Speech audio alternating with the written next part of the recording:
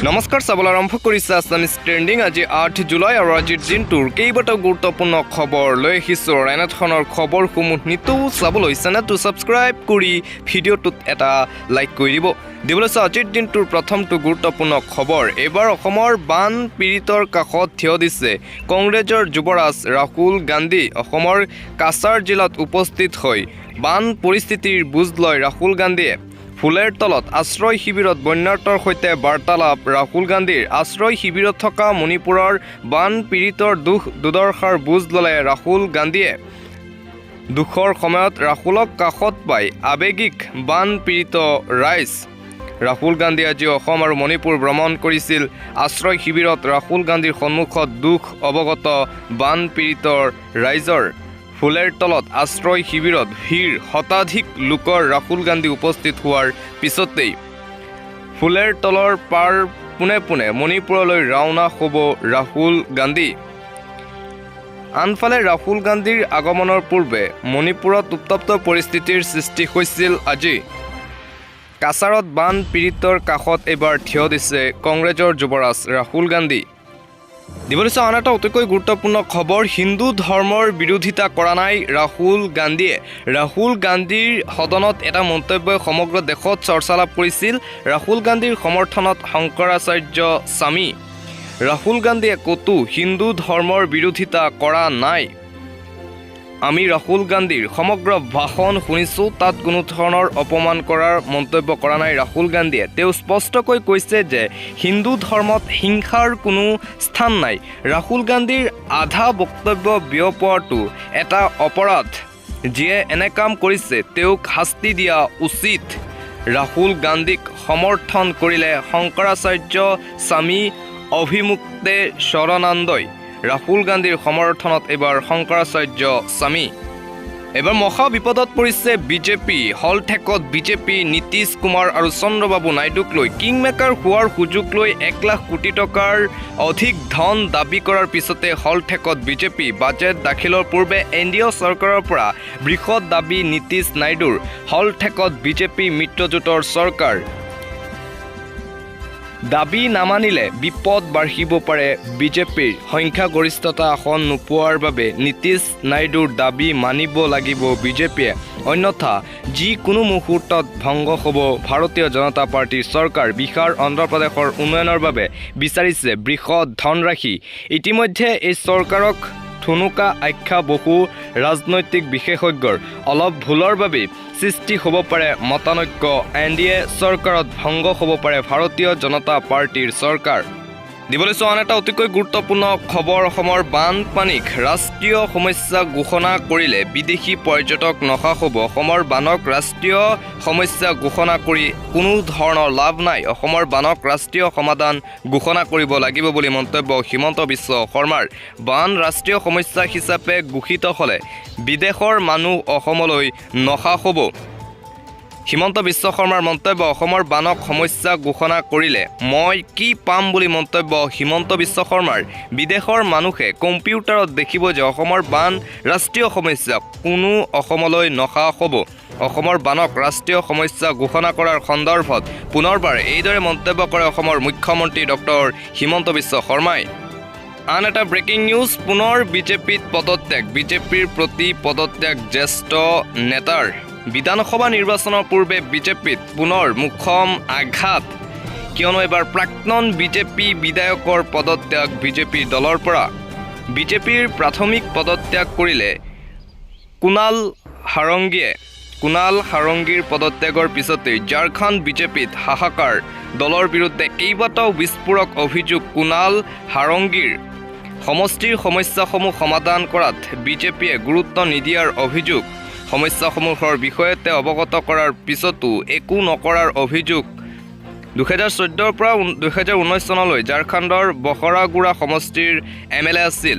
বিজেপিৰ প্ৰতি ক্ষোভিত হৈ প্ৰথমে তেওঁ প্ৰবক্তা পদ এৰে।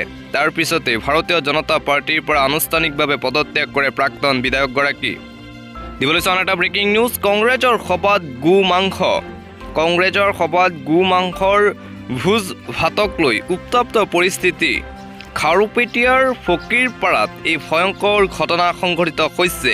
মণ্ডল কংগ্ৰেছৰ সভাৰ পিছত আৰম্ভ হৈছিল গো মাংসৰ ভোজ ভাত। দলগাঁৱৰ প্ৰাক্তন বিধায়কৰ পৃষ্ঠপোষকতাত হৈছিল এই সভাখন। গো মাংসৰ ব্যৱহাৰৰ পিছতে একাংশ কংগ্ৰেছ কৰ্মীয়ে অভিযোগ দিছিল থানাত। পঞ্চায়তৰ কাৰ্যালয়ৰ আৰক্ষী উপস্থিত হৈ তদন্তৰ খাতিৰত 3জনক আটক। অভিযোগ অনুসৰি আৰক্ষীয়ে আৰম্ভ কৰিছে প্ৰাথমিক তদন্ত। গো মাংসৰে ভোজ ভাত খোৱাক লৈ ব্যাপক প্ৰতিক্ৰিয়া দৰং জিলাত। দিবলৈ অন্য এটা খবৰ, আমি ৰাইজৰ হকে মাত মাতি আছোঁ। ৰাইজৰ অভাৱ অভিযোগৰ হকে মাত মতাটো যদি অপৰাধ হয় তেন্তে এনে অপৰাধ হাজাৰবাৰ কৰিবলৈ সাজু। আমি ৰাইজৰ হকে মাত মাতিবলৈ কাৰোলৈ ভয় নকৰোঁ। দেৰগাঁও থানাত গৰজিল কৃষক মুক্তিৰ সাধাৰণ সম্পাদক বিদ্যুৎ শইকীয়া। দেৰগাঁৱৰ চক্ৰ বিষয়া মনীষা কলিতাই তৰা গোচৰত দেৰগাঁও থানাত হাজিৰ হ'ল। সম্পাদকগৰাকী আদালতে প্ৰদান কৰা জামিনৰ পিছত দেৰগাঁও থানাত হাজিৰ হৈ আৰক্ষীৰ আগত নিজৰ ভাষ্য প্ৰদান বিদ্যুৎ শইকীয়াৰ। আৰু ভাষ্য প্ৰদানৰ সময়তেই এই মন্তব্য কৰে কৃষক মুক্তি সংগ্ৰাম সমিতিৰ নেতাগৰাকীয়ে। ৰাইজৰ অভাৱ অভিযোগৰ বাবে মাত মতাটো যদি অপৰাধ তেন্তে এনে অপৰাধ হাজাৰবাৰ কৰিবলৈ সাজু হেনো বিদ্যুৎ শইকীয়া। দিবলৈ আন এটা ৰাষ্ট্ৰীয় পৰ্যায়ৰ ব্ৰেকিং নিউজ। যুদ্ধ বিভীষিকাৰ মাজতে প্ৰধানমন্ত্ৰী মোদীৰ ৰাছিয়া ভ্ৰমণ। ৰাছিয়া ইউক্ৰেইনৰ যুদ্ধৰ মাজতে ৰাছিয়ালৈ প্ৰধানমন্ত্ৰী নৰেন্দ্ৰ মোদী। ৰাষ্ট্ৰপতি পুটিনক সাক্ষাৎ কৰিব ভাৰতৰ প্ৰধানমন্ত্ৰী নৰেন্দ্ৰ মোদীয়ে। 5 বছৰৰ অন্তত আজি পুনৰ ৰাছিয়ালৈ যাব প্ৰধানমন্ত্ৰী নৰেন্দ্ৰ মোদী। পুটিনৰ নিমন্ত্ৰণ ৰক্ষা কৰি মস্কোত উপস্থিত হ'ব প্ৰধানমন্ত্ৰী মোদী। 22তম ভাৰত ৰাছিয়া বাৰ্ষিক সন্মিলনত অংশগ্ৰহণ কৰিব মোদীয়ে। মোদীৰ ৰাছিয়া ভ্ৰমণক লৈ চিন্তাত বিশ্বৰ পশ্চিমীয়া দেশসমূহ। পুটিনৰ সৈতে এক আনুষ্ঠানিক বৈঠকতো মিলিত হ'ব পাৰে ভাৰতৰ প্ৰধানমন্ত্ৰী নৰেন্দ্ৰ মোদী। মোদীৰ আগমনক লৈ ৰাছিয়াত ব্যাপক আয়োজন কৰা হৈছে। মোদীক আদৰিবলৈ অধীৰ আগ্ৰহেৰে বাট চাইছে ৰাষ্ট্ৰপতি পুটিনে। পৰৱৰ্তী খবৰ, মুষলধাৰ বৰষুণৰ বাবে বন্ধ ঘোষণা স্কুল কলেজ চৰকাৰী কাৰ্যালয়। ক্ৰমান্বয়ে ভয়ংকৰ ৰূপ ধাৰণ কৰিছে প্ৰকৃতিয়ে ভাৰতত। দেশৰ 11খন ৰাজ্যলৈ বতৰ বিজ্ঞান কেন্দ্ৰৰ ফালৰ পৰা এলাৰ্ট জাৰি। মুম্বাইত মুষলধাৰ বৰষুণৰ বাবে সৃষ্টি হৈছে কৃত্ৰিম বানৰ। নিশা 1 বজাৰ পৰা 7 বজালৈ ধাৰাসাৰ বৰষুণত আবদ্ধ মুম্বাইবাসী। 6 ঘণ্টাত প্ৰায় 300 মিলিমিটাৰ বৰষুণ মুম্বাইত। ধাৰাসাৰ বৰষুণৰ ফলত মুম্বাইত হাহাকাৰ পৰিস্থিতিৰ সৃষ্টি হৈছে। পানীৰে ভৰি পৰিছে ৰেলৱে ট্ৰেকসমূহ মুম্বাই চহৰত। মুম্বাইৰ চৰকাৰী বেচৰকাৰী স্কুল কলেজ বন্ধ ঘোষণা কৰিছে মুম্বাই প্ৰশাসনে।